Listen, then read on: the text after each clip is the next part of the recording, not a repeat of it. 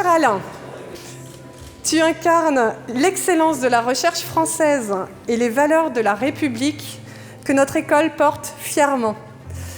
Permettez-moi de retracer quelques étapes significatives de ta vie en utilisant le prisme géographique qui, selon moi, revêt une signification particulière.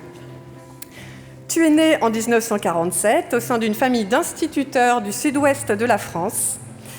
Et depuis les bancs de l'école d'Astafort, une petite commune du Gers... Non, du Lot-et-Garonne. Du Lot-et-Garonne. Heureusement que tu es mis à côté de moi. Faut pas tout mélanger. D'environ, j'ai fait mes recherches, 2000 habitants. Tu as suivi le chemin de nombreux enfants en fréquentant le lycée de la grande ville voisine, Agen, situé à 20 km de là. Puis plus tard, tu as poursuivi tes études à Bordeaux, une ville encore un peu plus grande où tu as entamé ta classe préparatoire. Et grâce à tes efforts et ton brillant parcours académique, tu as finalement atteint la capitale, comme on dit parfois en rejoignant l'École normale supérieure de l'enseignement technique, aujourd'hui rebaptisée ENS Paris-Saclay, et située dans le grand périmètre du Grand Paris, comme on le dit aujourd'hui. À l'ENS, institution académique partageant de nombreuses valeurs communes avec l'université, tu as poursuivi tes études entre l'ENS Cachan et l'université d'Orsay, allant de la licence à la thèse de 3e cycle. Et c'est là que tu as eu l'opportunité de rencontrer des professeurs éminents tels que Raymond Castin, qui t'ont transmis les fondamentaux et la passion pour la physique, notamment l'optique. Au sein de l'ENS Cachan, tu as également obtenu l'agrégation de physique, une étape importante qui a révélé ou confirmé ta passion pour la transmission des connaissances et l'importance de l'enseignement scientifique qui ont illuminé toute ta carrière. C'est également à cette époque que tu as découvert et plongé dans l'univers de la mécanique quantique grâce aux travaux et enseignements de Claude Cohen-Tanucci. De 1974 à 1983, en tant que maître assistant à l'ENS de Cachan, tu as consacré une grande partie de ton temps à l'enseignement, tout en préparant activement un doctorat d'État sur les inégalités de Bell et l'intrication quantique. L'enseignement et la recherche ont donc toujours été étroitement liés dans ta vie, comme deux fils rouges intimement intriqués. Je reprends. Peut-être la dimension magique de la mécanique quantique. La magie, hein ? Oui. Merci. Pardon, j'ai pas mes cartes. J'ai pas amené mes cartes. A-t-elle suscité ton imaginaire et stimulé ta passion ? Quoi qu'il en soit, tu as osé te plonger dans l'inconnu et passer de l'autre côté du miroir en construisant des expériences inédites qui ont finalement démontré l'existence de l'intrication quantique. Ce travail n'a pas été sans difficulté car tu es parti de zéro, mais il s'est avéré extrêmement gratifiant. En tes propres mots que je reprends, ce fut un travail difficile car parti de rien, mais au final très satisfaisant. Ces années de recherche constituent bien sûr un véritable saut quantique. Oh.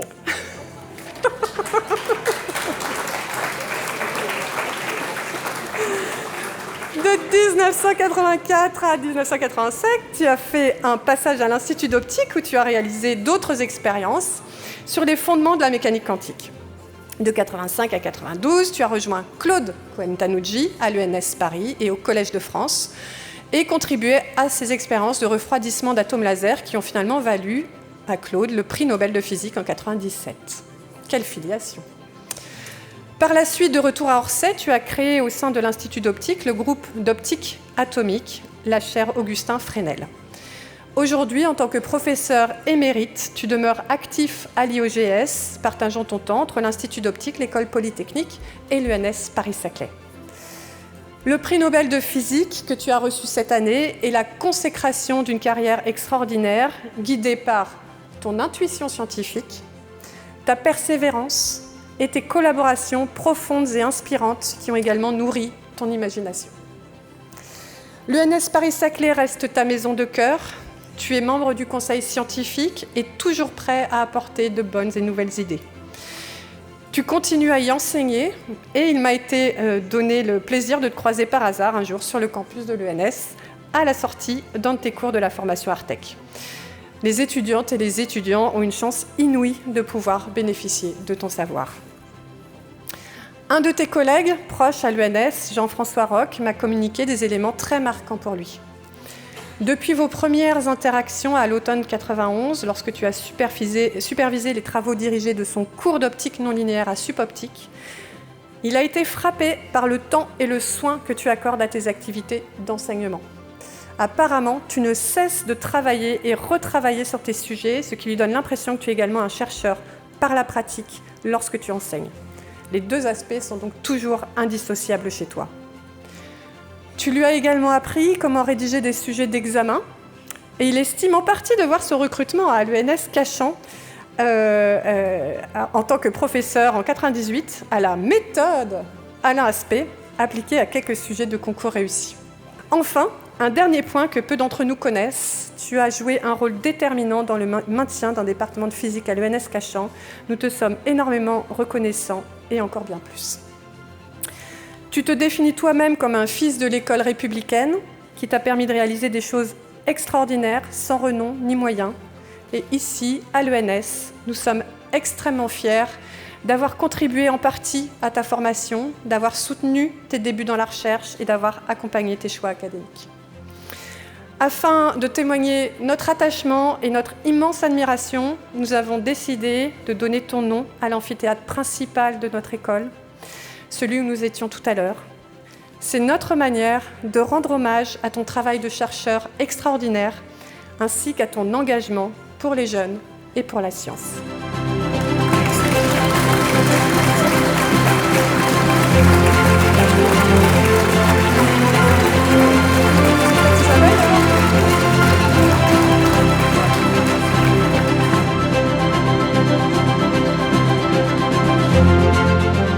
C'est un grand honneur pour moi de pouvoir participer à ce baptême du grand amphithéâtre de l'ENS du nom d'un membre éminent de notre communauté académique, de votre nom, Monsieur Aspect. Quel meilleur nom pour cet amphithéâtre au cœur du plateau de Saclay, donc dans les nouveaux locaux de l'ENS, qu'un nom qui reflète si bien l'excellence scientifique, mais aussi la capacité d'innovation qui en découle. Et donc, on ne peut qu'espérer que le parcours d'Alain Aspect inspirera toutes celles et tous ceux qui vont passer par cet amphithéâtre, étudiants, enseignants-chercheurs, auditeurs de conférences, parents, donc tous ceux qui pourront y trouver une place. Merci Alfred.